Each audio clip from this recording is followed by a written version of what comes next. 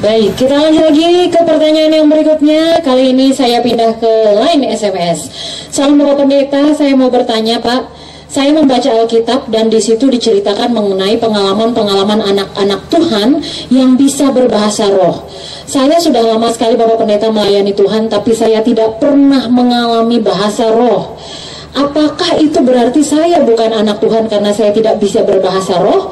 Ataukah bahasa roh itu mungkin bisa saja dipelajari atau dibuat? Bagaimana sebenarnya ciri orang yang berbahasa roh yang sesungguhnya, Pak? Bahasa roh itu statusnya apa? Statusnya karunia roh.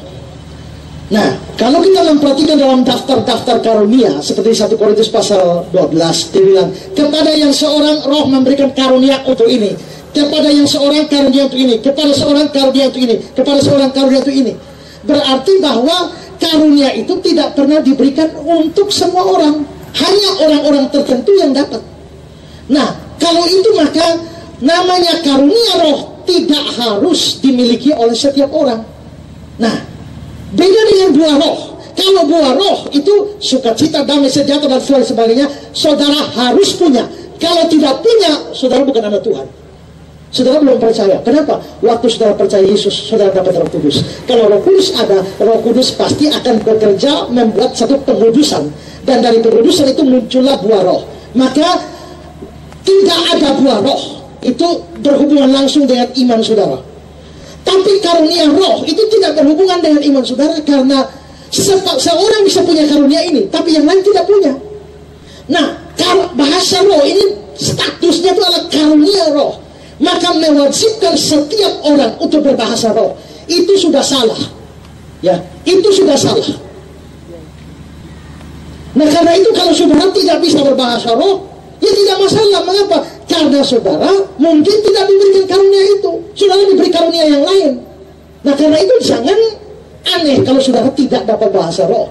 Nah, memang ada orang-orang tertentu, aliran-aliran tertentu yang mengkaitkan ini dengan baptisan roh, bahwa apabila orang dapat baptisan roh, dia harus berbahasa roh.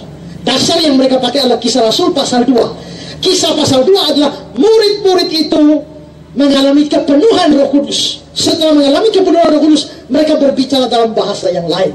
Nah, tapi mereka lupa bahwa di dalam kitab suci ada orang yang kepenuhan roh, tidak bahasa roh, tapi mereka bernubuat. Ada orang yang penuh dengan Roh Kudus, lalu muncul semangat yang hebat, beritakan firman. Jadi penuh Roh Kudus dan bahasa roh itu bisa hanya salah satu hal yang bisa terjadi, tapi tidak selalu. Lagi pula, kalau mengacu pada Kisah pasal 2, orang dipenuhi Roh Kudus harus bahasa roh. Waktu Kisah pasal 2, murid-murid dipenuhi Roh Kudus, ada beberapa hal yang terjadi. Pertama, ada tiupan angin seperti angin kencang. Kedua, ada nyala api. Ketiga, ada bahasa roh. Itu Kisah pasal 2. Sekarang, orang-orang yang berkaca atau berdasar pada Kisah 2, mereka bahasa roh. Mengapa cuma bahasa rohnya saja? Anginnya mana? Lidah apinya mana?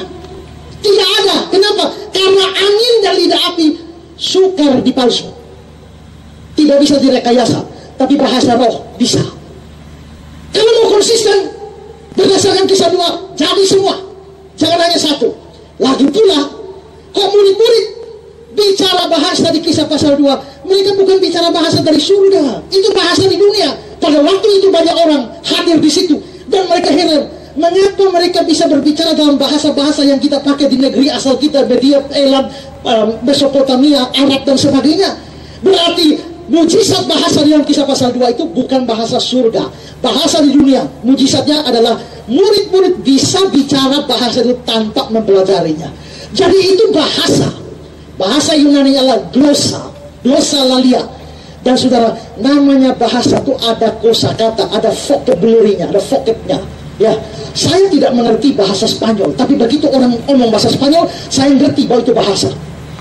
Saya tidak tahu bahasa Portu, tapi orang begitu ngobrol dalam bahasa Portu, saya ngerti itu bahasa, walaupun apa artinya saya tidak tahu. Tapi kalau hanya hula bala bala bala sikila bala bala, apa itu? Itu bahasa yang tidak ada vocabnya.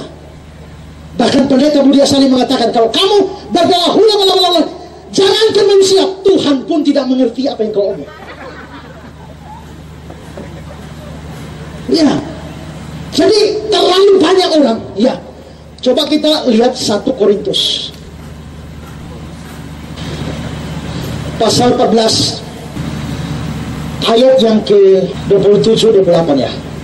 Jika ada yang berkata-kata dengan bahasa roh, biarlah 2 atau sebanyak-banyaknya 3 orang.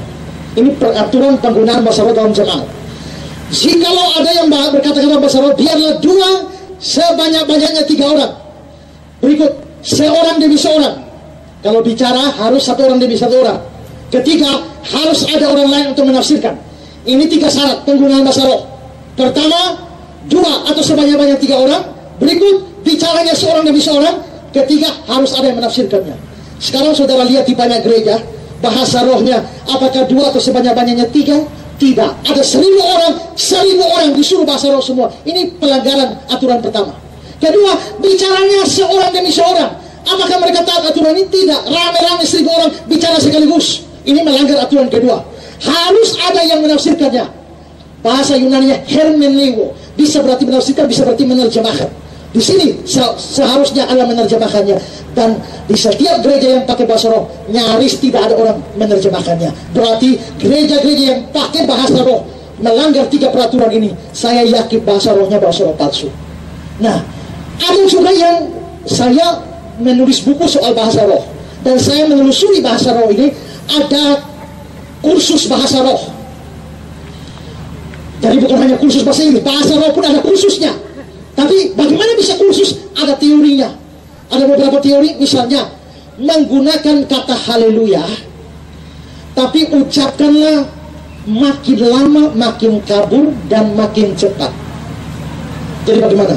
Mereka bilang begini, bahasa roh itu seperti pompa air sanyo itu ya. Kalau kau pompa begini, jangan harap airnya keluar. Mesti ada air sedikit untuk pancingan. Nah, setelah air sedikit untuk pancingan baru keluar. Begitu juga kalau kau tunggu kapan kau bisa bahasa roh, kau tidak akan bisa bahasa roh. Mulai bicara lebih dulu. Nanti Tuhan akan pakai lidahmu untuk memunculkan bahasa roh. Nah, bagaimana pancingnya? Ada teori. Pertama, ucapkanlah kata haleluya, makin lama makin cepat dan kabur. Haleluya. Oh, haleluya. Haleluya. Haleluya, haleluya.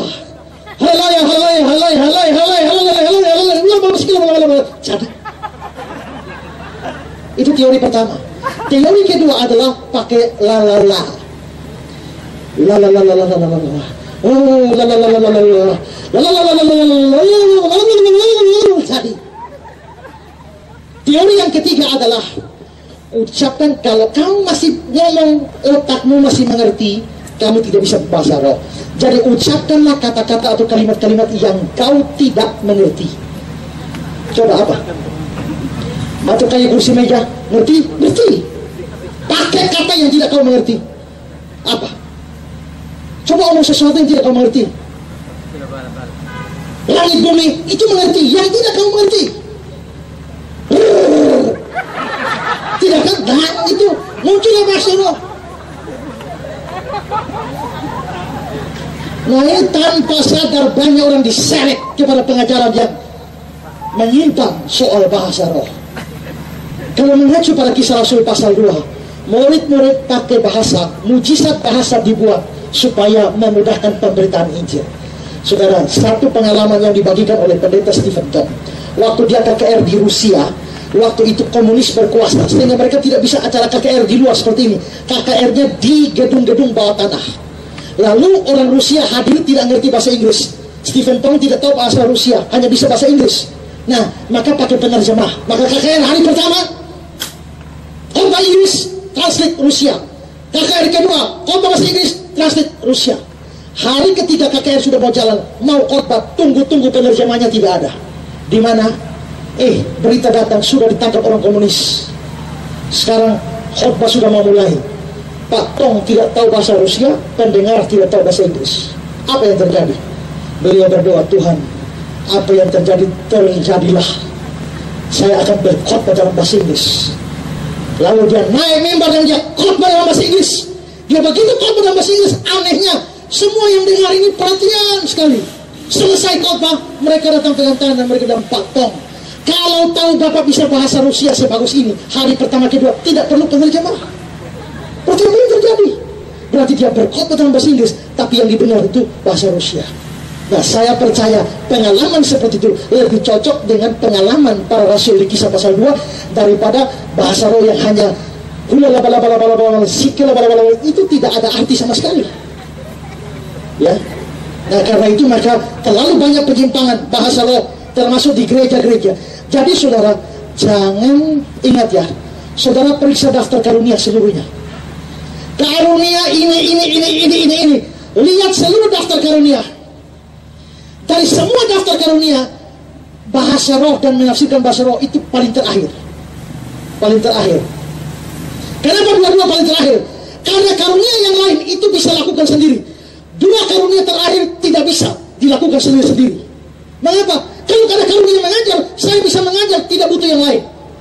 Kalau karunia beritakan Injil, saya bisa beritakan Injil, tidak perlu yang lain.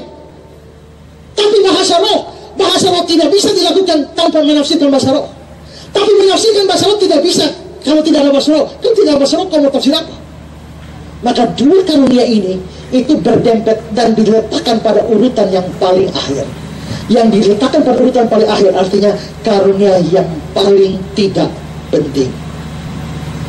Jadi kalau saya punya karunia untuk berkhotbah dan mengajar, mau tukar dengan bahasa roh, minta maaf, saya tolak. Jadi kalau saudara tidak punya karunia bahasa roh, tak usah kecewa. Saudara tetap anak Tuhan. Lihat, mungkin saudara punya karunia yang lain. Kobarkanlah pelayanan saudara melalui karunia yang ada, daripada kepengen dengan karunia orang lain yang justru banyak bisa dipalsu oleh banyak orang. Ya.